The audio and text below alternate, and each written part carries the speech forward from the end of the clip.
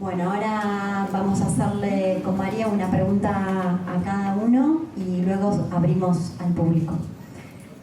Y vamos a empezar por Jorge. Ok. Queríamos... ¿Va a cantar el público? No creo. Vos en tu libro, ¿no?, planteás que el falo como ordenador del goce sexual vuelve al psicoanálisis heteronormativo y heterosexista. Y por otro lado, los psicoanalistas suelen insistir en no confundir el falo con el órgano, ¿no? Bueno, queríamos que explayes un poco eso y cómo lo pensás.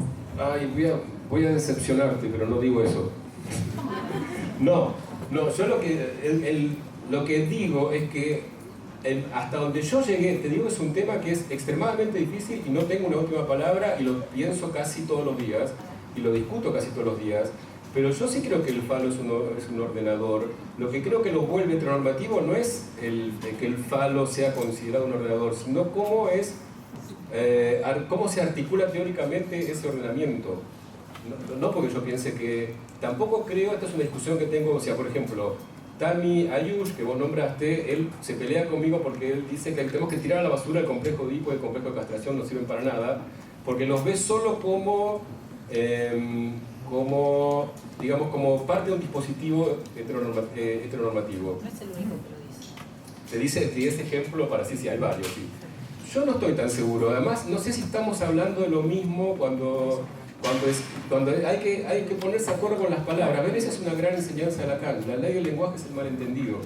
Entonces, si vamos a decir que el complejo Edipo es el cuentito, digamos, del papá, la mamá y solo tiene que ser hombre, bueno, eso no, pero digo, para mí complejo Edipo implica que el deseo viene del otro, que se establecen las relaciones libidinales con las personas que están a cargo, digamos, no necesariamente es un papá y una mamá.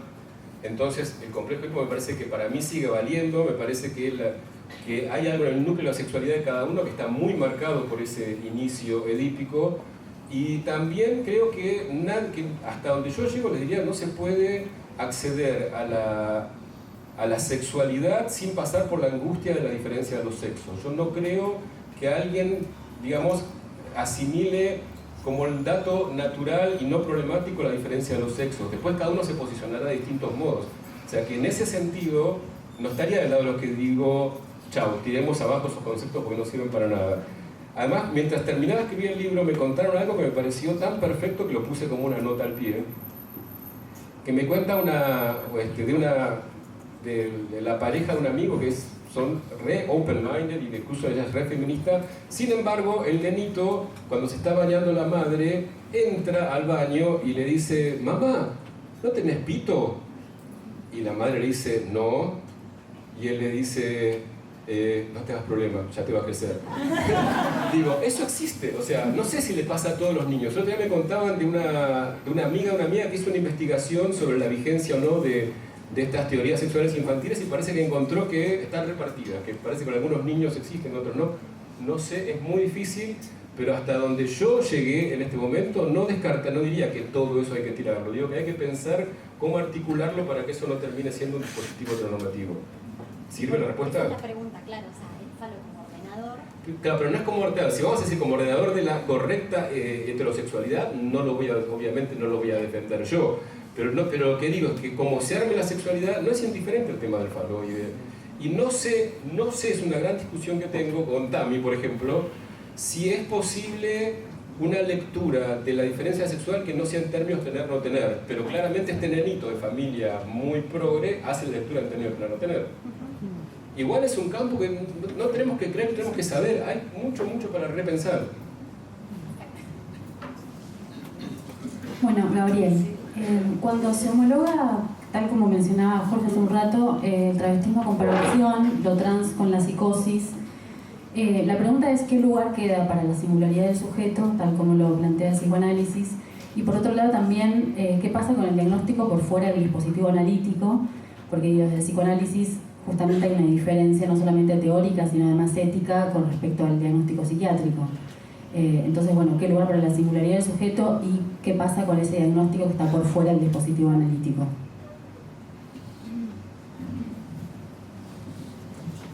Bueno, el diagnóstico, el psicoanálisis siempre es un diagnóstico que se hace no desde afuera, ¿no? Como un psicólogo comportamental mental, ni tampoco como un psiquiatra que busca en el manual, ¿no? Es un diagnóstico que se hace con el analizante y después de un tiempo de entrevista y de estudiar las reacciones a las intervenciones, etc. De manera que, por ejemplo, respecto de travestismo, perversión, en su diferencia ya sospechada por Stoller y bien establecida tanto por Frangé como por Lacan, me parece que se atiende al hecho de que en un caso no hay forclusión del nombre del padre, en el otro caso hay forclusión del nombre del padre, da dos coyunturas particulares, diferentes, y eso de ninguna manera hace que se pueda abolir la singularidad, sino que la secuencia para nosotros no es llegar rápidamente a lo singular, ingenuamente, porque todos somos singulares, todos somos queer. Vos sos queer, yo soy queer, cada uno es queer a su manera. No conocemos todos los detalles de la queerdad de cada uno, pero todos somos queer. Pero eso al mismo tiempo es una afirmación que no tiene nada de clínica, es decir, todos somos singulares. Es universal, inútil. Entonces, para realmente llegar a una singularidad de esas a la que uno está destinado, ¿no? Y Lacan juega con eso, con el destinado, como en qué momento yo puedo posicionarme a partir de las referencias inconscientes, de la herencia, de la tradición, de la educación, de mis reacciones, de mis rechazos, etcétera, etcétera. Al momento en que llego a eso, arribo después de haber pasado por cierta particularidad, que es la particularidad de lo que me hace sufrir, que es la particularidad de lo que patologiza, no en el sentido de un diagnóstico desde afuera, sino de lo que hace patos para cada uno en el sentido hipocrático aristotélico del término, que es lo que se padece y se actúa al mismo tiempo sin poder hacer coincidir una cosa con la otra, ¿no? No hay mejor explicación de lo que es patos que el que se encuentra en la poética de Aristóteles, lo que le pasa al héroe aristotélico, ¿no? Es maravilloso, y patos es uno de los términos que fueron suprimidos del DSM, al igual que histeria y paranoia, han sido suprimidos y reemplazados por una colección de términos: emoción, humor, y no me acuerdo qué otra, ¿no? Porque hay algo en el patos que es peligroso, si lo pensamos seriamente. De manera que travestismo es una cosa, me parece, otra cosa es el que decide realmente pasar del otro lado, operarse, no solo tratamiento hormonal, operarse, contar con toda la aparatología de la ciencia, que no digo que esté mal, simplemente que hay que escucharlo, y hay de hecho analistas que han contado su experiencia. No sé, por ejemplo, Patricia Girovici acaba de sacar un libro donde cuenta su experiencia de acompañar a quienes toman esa decisión trans, que no sé si todos los que tienen esa tendencia, ese empuje a la mujer, de todas maneras finalmente terminarían tomando la decisión. Me imagino que hoy en día, por ejemplo, si el presidente Schreber consultara, que sería una especie de Zaffaroni, digamos, consultara a un psicoanalista acerca de si hacerse o no la operación, ¿no? Me parece que le diríamos, mirá, nosotros no le diríamos rápidamente, mirá, vos tenés, gracias a la ayuda de la ciencia hoy en día, siglo XXI, la posibilidad de muy pronto ser la mujer de Dios, ¿no? Dejaríamos que ese trabajo asintótico pueda desarrollarse y acompañarlo y ver después qué pasa. No sabemos realmente qué va a pasar si lo acompañamos analíticamente. Y en ese sentido yo sostengo lo que dije de que no considero que el análisis, tal como yo lo entiendo, tal como yo lo practico, sea heteronormativo. Dije heterodeseante, pero no heteronormativo. Y creo que incluso en los analistas que dicen, cuando yo analizo, no me pongo en posición de gay, como bien lo has dicho, creo que hay algo efectivamente allí de heterodeseante, de un deseo que tiene que ver con la diferencia del sexo, con la diferencia absoluta, como llega a redoblar la apuesta a Lacan al final del seminario 11. No sé. Me parece que está bien que existan estos espacios de debate para poder aclarar la cantidad de malos entendidos que nos llevan a que citemos a los mismos autores haciéndoles decir cosas diferentes. Porque ellos mismos a lo mejor dicen cosas diferentes. Lacan dice los homosexuales son perfectamente curables, ¿no? Dice en el seminario quinto, ¿no? aunque no los curamos. Sí, no se cura a los homosexuales, bla, bla, bla, y sin embargo son perfectamente curables. ¿Pero qué quiere decir curable? Hay que investigar un poquito la palabra. Curable quiere decir tanto cura como terapéutica, terapeuo, curo en griego y en latín, quiere decir cuidar. Son cuidables analíticamente, se los puede acompañar analíticamente a lo que ellos vayan. No es curarlos en el sentido de guérison que daría la salud certificada de heteronormatividad, que la verdad que me parece que a Lacan le chupaba un huevo.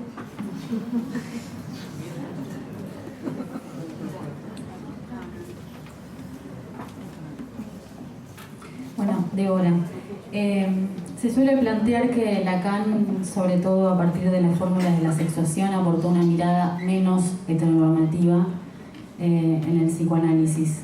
¿Cómo pensás esto?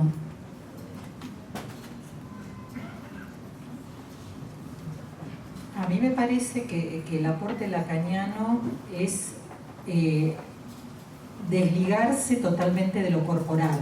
O sea, ese es el gran aporte en ese sentido.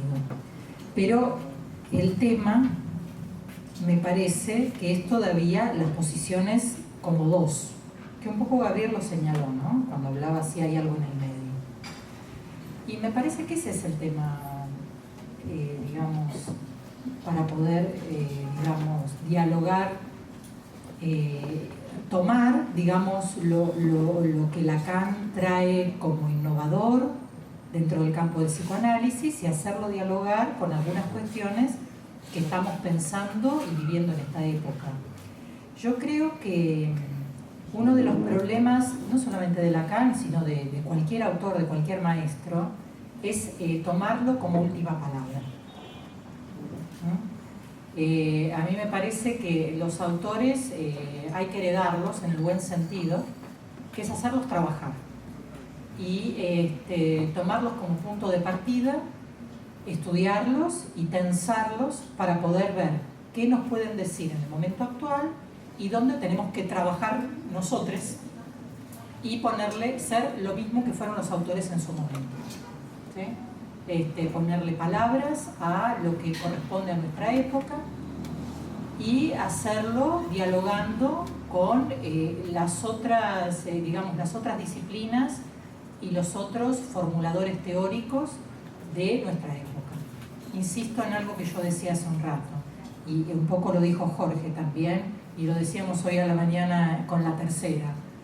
Yo soy una chica judía que estudió en un colegio donde se estudiaba Biblia, ¿no? Y en el colegio secundario también, y me enseñaron lo que es la exégesis, es decir, que todo está en los libros sagrados. Cuando empecé a estudiar en la facultad sentí que era el mismo modelo, y yo había ido a la facultad, había ido a la UBA para salir del gueto de Varsovia. Entonces, digo, me parece que no es lo que, o sea, me iba genial, porque yo seguía con lo mismo que me enseñaron, me iba bárbaro, me sacaba unas notas maravillosas, pero me parecía que no era lo que había que hacer. No hay que ser exégetas, no hay que ver en el versículo tanto dónde están las cuestiones, me parece que hay que hacer, esto que estábamos hablando acá, que cada uno de ustedes lo hizo, ver qué nos dice hoy, cómo podemos ver otras cosas ahí y ver las relaciones sexoafectivas de la actualidad de la misma manera que los maestros vivían en su época, ¿no? Con las relaciones genéricas de su época, con la sexualidad de su época, ¿no? No se puede pensar sobre lo inimaginable. Y lo digo también, digo, en mi propia práctica. Yo tengo de recibida 30 años. Cuando empecé a trabajar, pensaba de una manera, más allá que recién me estaba formando, y pensé de otra manera a los 10 años, a los 20 años, y pienso de otra manera ahora, incluso estando en el mismo campo. Hay realidades que las miro de otra manera porque soy interpelada de otra manera por otras realidades. Entonces yo diría estas cosas. Y por supuesto que estamos en pensamiento. Me parece que digamos, podemos ser muy vehementes, pero nadie de nosotros o de nosotres, o como quieran decirlo, cree en realidad que lo que está diciendo es lo último que tiene para decir.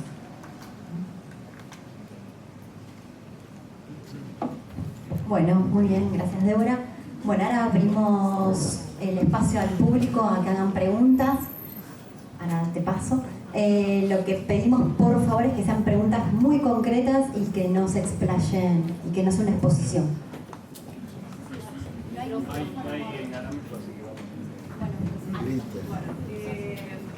pregunta para Débora respecto de lo que... ¿Se escucha? Claro.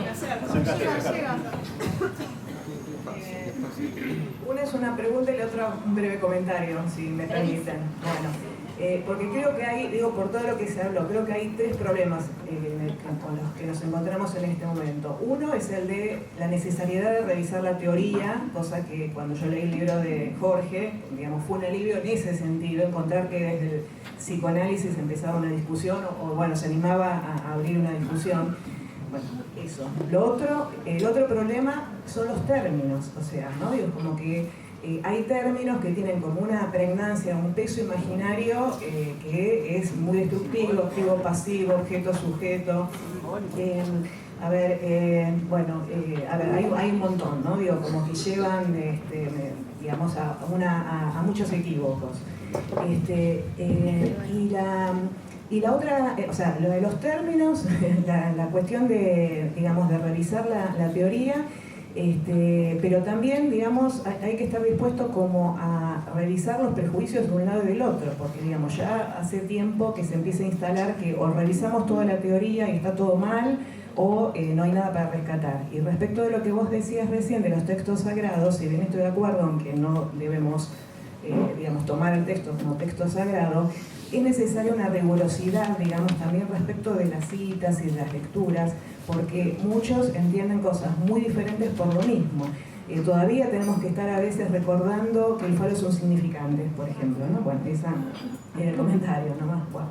Entonces digo, como analistas, me parece que también tenemos que poder llevar un poco de claridad. Hay cosas que hay que revisar y hay cosas como que hay que poder aclarar, o sea, digo, porque son mal entendidas de aquellos que nos hacen la crítica. Bueno, y la pregunta, vos decías, digamos, hablaste de lo trans, cuando en un momento al principio, ¿no? Como identificación primaria, y corriste la cuestión del Edipo, según también entendería si eso es así, digamos, la metamorfosis de la pubertad o como se la llame, lo que ocurre, digamos, en ese momento, como esa segunda vuelta del Edipo.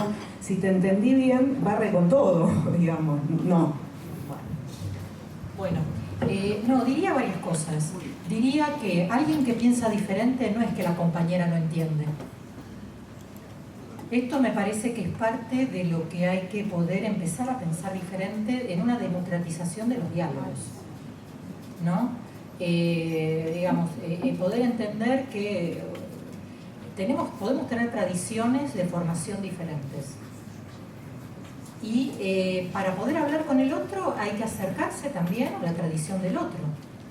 Porque, digamos, por ejemplo,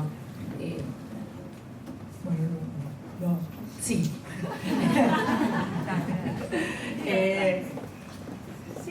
¿Por qué yo tengo que hablar de lo que dice Lacan? Digamos, ¿por qué la pregunta hacia mí es esa? Digamos, yo qué sé, ¿quién leyó acá a Irene Meller? ¿Quién leyó a Marta Rosenberg? ¿A Butler? Pero no leen producción nacional en psicoanálisis y género. Entonces digo, hubiera sido interesante que la pregunta a mí venga desde ahí, porque es lo que yo más tengo para ofrecerles y lo que yo les puedo comunicar. ¿Sí? Entonces, en este sentido, ¿por qué lo digo? Porque me parece que el diálogo con el otro es de la riqueza del otro. Nunca puede ser solo de qué opinas de lo mismo. ¿Sí? Y la rigurosidad tiene que ver con eso. Va para todos los lados. Las citas tienen que ser rigurosas, y yo estoy de acuerdo, pero no solamente sobre un solo campo o sobre una sola línea. ¿Sí? Entonces, y ahí también lo que discutiría es que no es por... Y puede ser que del mismo texto, pero que está lleno, de que del mismo texto haya media biblioteca y la otra media biblioteca del mismo párrafo. Hay 1 millón de autores que son tomados para decir totalmente lo contrario, uno es una cosa, otro, pero no solamente en el campo del psicoanálisis. Entonces digo, y eso es lo rico de una obra, que no está terminada, que puede inspirar para un lado y para el otro. Entonces, eso lo digo también en el sentido de lo que dijo muy lindo Jorge, me parece de una manera muy piola, que me parece que quienes se ubican en el campo, que se definen como psicoanalistas que no están todavía permeados o tocados por esta perspectiva, pero tienen interés, me parece que parte de lo que es interesante que puedan hacer es tener una apertura benevolente a poder recibir otro modo discursivo, otra tradición, algo que interpele desde otro lugar. Y no cerrar filas. Y no estar defensivamente, porque no se trata de eso. No es una guerra. Es un diálogo. Es un diálogo entre diferentes tradiciones, ¿no? Y que me parece que la mayor riqueza que podemos tener es esto que decías, que la gente pueda responder a varios amores, o a 2 amores, o a 3 amores, también con respecto a las disciplinas. Les voy a contar una pequeña anécdota personal. Hace unos cuantos años me tocó me invitaron y fui a un congreso internacional de masculinidades. Hace muchos años que yo trabajo el tema de masculinidad porque me interesa tanto en el campo del psicoanálisis como en el campo de la subjetividad más allá del psicoanálisis. Y me llamó la atención que había un grupo de psicólogos, no psicoanalistas, que se autodefinían claramente como gays y discutían todo el tema. Pero el tipo de teoría que tenían era muy plana, ¿sí? Era muy de la conciencia. Y yo decía, qué pena, porque acá falta de la riqueza que yo veo en Argentina con respecto a una cultura y también un campo de la subjetividad muy atravesado por el psicoanálisis de años, ¿no? Que es nuestra tradición. Y cuando volví acá, esto estoy hablando hace unos 14 años, me pasó exactamente lo contrario. Gente con una sofisticación en el campo de la subjetividad, pero que nadie se podía declarar abiertamente homosexual y ser psicoanalista al mismo tiempo. Entonces yo digo, y vuelvo con esto, a mí me parece, y por eso me digo psicoanalista, y sigo eligiendo ser psicoanalista, porque me parece que es un modo de abordaje del malestar humano todavía no equiparado por ninguna otra teoría. Pero para seguir teniendo vigencia, hay cosas que hay que revisar. Y siempre es nunca tirando al niño, como decía Carlitos Marx, nunca tirando al niño con el agua sucia. Jamás. Jamás. Porque eso no es un trabajo serio intelectual. Siempre hay que ir revisando y viendo qué se sostiene y qué no se sostiene. Porque no tenemos que ser defensores de reliquia, porque eso te vuelve conservador. Sino que me parece que hay que hacer herencia. Y hacer herencia es revisar, recibir lo que se quiere y con lo cual uno se identifica y dejar correr lo que ya no se sostiene. Una cosa antes de pasar a otra pregunta. Teníamos otras para hacerte. No, lo que pasa es que decidimos por el tiempo acotado que nos queda dejarlo en una pregunta para cada uno, pero bueno, ¿podemos abrir otra? No, me dicen que no. Bueno, listo. Quiero decir solamente que si nos volviéramos muy conservadores, esto se convertiría en un conservatorio en vez de un conversatorio.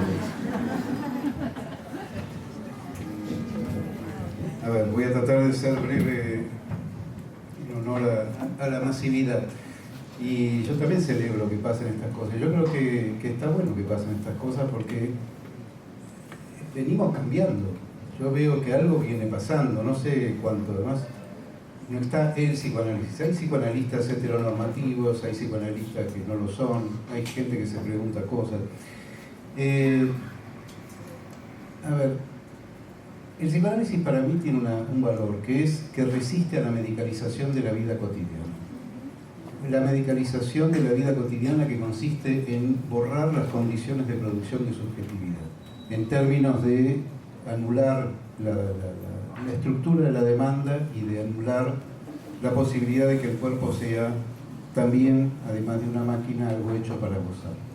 Y me parece que el psicoanálisis hace a eso, y por ahí la pregunta tiene varias cosas, pero ¿no es el psicoanálisis aquel que dice que lo normal es lo perverso?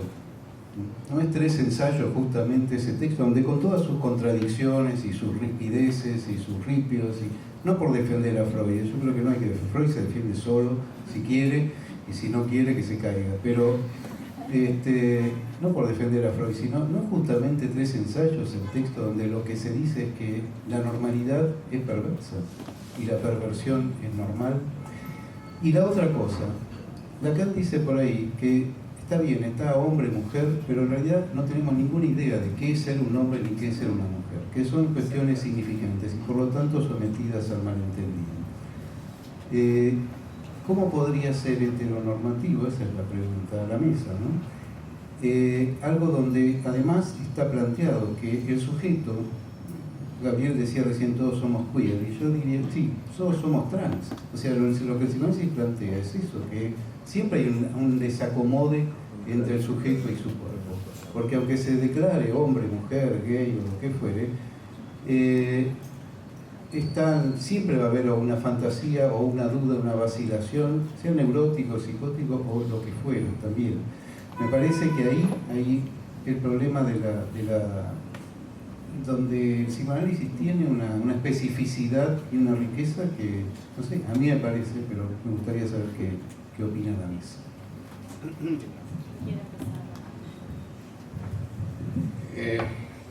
Mira, lo que vos decís todo es verdad, pero es la mitad de la verdad, en mi opinión. O sea, es cierto que lo dije, ¿no? Que el psicoanálisis tiene un poder deconstructivo tremendo y que en un punto, digamos, estalla la idea de normalidad en Tres ensayos, pero también se rearma y también están las etapas evolutivas. Y ahí venimos atrapados en esa tensión donde están las dos cosas. Respecto de la frase de Lacan, yo diría que también en un plano, ¿cómo lo voy a entender? Yo soy psicoanalista, es totalmente cierto, y en un plano no es cierto. Cuando te pagan menos por ser mujer, no se cuestiona qué quiere decir el significante de mujer. Si te cagan a trompadas por ser gay, digamos, nos están preguntando, che, ¿vos qué entendés por ser gay? O sea, te cagan a trompadas o te insultan. Entonces, eso no es un problema de psicoanálisis. Sí que es un problema de psicoanálisis. No. Sí que es un problema de psicoanálisis. Que te caguen a trompadas por ser gay. Pero la persona que te viene a atender, bueno, o sea, piensen lo que quieren. ¿Cómo? Pero eso hace de psicoanálisis heteronormativo, ¿no? Digo, que se ocupe o no se ocupe de eso. ¿Hace de psicoanálisis heteronormativo? No, lo que entiendo yo que lo hacen de heteronormativo, déjame pensar. O sea, creo que no se ocupa de eso porque tiene un sesgo heteronormativo. Que decir que es heteronormativo tiene el problema del verbo ser. No es solo heteronormativo. Pero sí entiendo que en la medida que desconoce esas cuestiones... ¿Pero vos crees que las desconoce? Sí, yo creo que las desconoce. Sí, yo creo que las desconoce. ¿Que desconoce la homofobia, por ejemplo? Sí, la desconoce. Dame un texto psicoanalítico sobre homofobia. No, que no se sobre los efectos... ¿Vos pensás que los efectos subjetivos de la homofobia son menores? Y no hay texto al respecto. Dame un texto psicoanalítico sobre el closet. No hay. Entonces, a eso me refiero. Ahora, por supuesto que eso no es todo, y no digo que yo soy psicoanalista, no digo que el psicoanálisis es un desastre, que hay que tirarlo todo, tipo, ¿no? Lo que estoy diciendo es que digamos, si no ves esas otras cuestiones, pero digamos, de todos, el empuje que creo que yo tiene hacia la normatividad de psicoanálisis está muy ligado a ese planteo tan nuclear que tenemos en el núcleo complejo de hipocomplejo castración, que hace que ahí tampoco estoy de acuerdo con que es un problema de algunos psicoanalistas. No creo que los psicoanalistas tengan intención de ser heteronormativos. Creo que la teoría, si no la revisás, te lleva para ese lado. Y no creo que esa persona que escribió, por ejemplo, como era lo único que hay es un malentendido entre hombres y mujeres, no creo que tuviese intención de ningunear a una parte importante de la humanidad. Creo que la teoría, tal como está planteada, la lleva a eso, y eso lo vuelve heteronormativo. Igual no sé si me expliqué bien, pero más o menos.